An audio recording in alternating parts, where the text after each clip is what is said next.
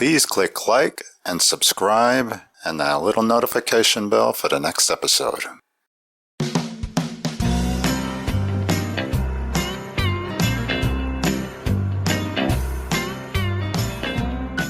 are you doing? That's right, Holly. Holly. Hello. Come on in. We're now in the Rialto Theater in Joliet, and this is Randy. Randy is in charge of this magnificent structure. Well, the beauty of this theater is it's marvelous architecture, which I describe as probably the idea the architect had in the 1920s was to take every great architectural feature in the world and put them in one place. So the location that we're in right now, which is called the Esplanade, was designed after the Palace of Versailles, the Hall of Mirrors in the Palace of Versailles.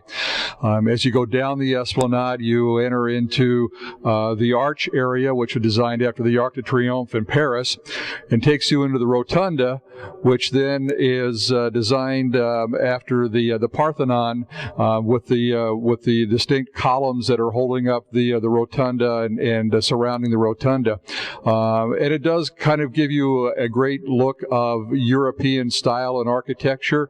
And as you see down the way, we are working on what has been called one of the great chandeliers in the world. Its name is the Duchess. It's known, I think, as the 7th largest chandelier.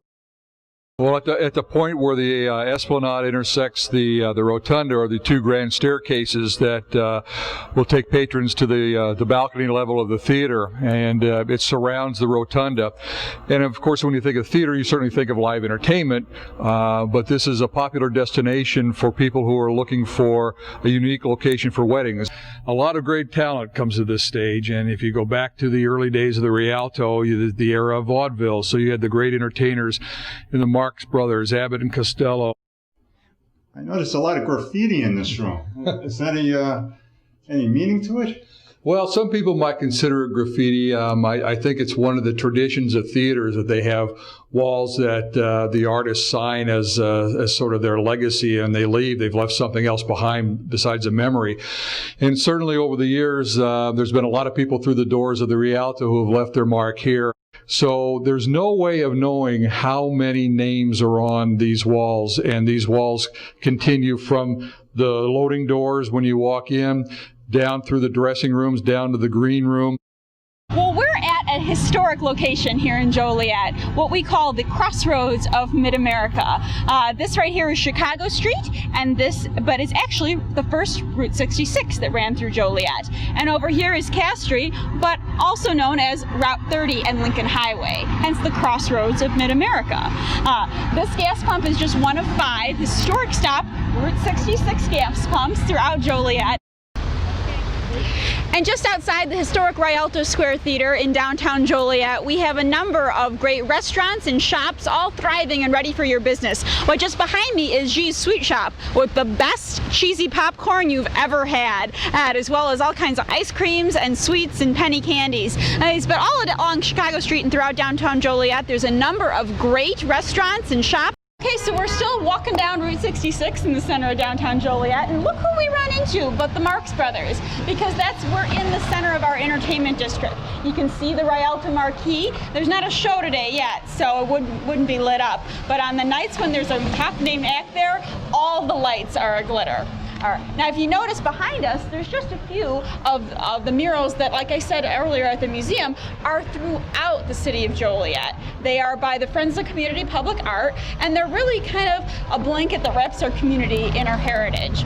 The ones behind us specifically are detailing the Irish heritage and some of our other community symbols. Joliet also had a prison. That's where right. the prisoners, didn't they have to make that limestone? This historic building in Joliet was built in the 1820s and is by limestone quarried just across the street.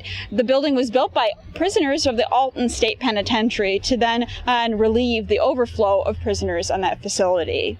Believe it or not, at the time of this prison's construction, right where we're standing was a lily pond and a greenhouse. And visitors actually came once upon a time to visit the prison and pay 25 cents for a tour. Kind of No, that was distinctive about that prison was that they filmed the movie. Oh yeah, but that What's the yeah. movie called again? Blues Brothers. The Blues Brothers. The Blues Brothers. That's what was done. They filmed it. That's But right. they also made the stone in you can tell. The which prison was made out of the stone. some kind of special stone. That's very famous for that area. But they're famous for the Blues Brothers, so you know.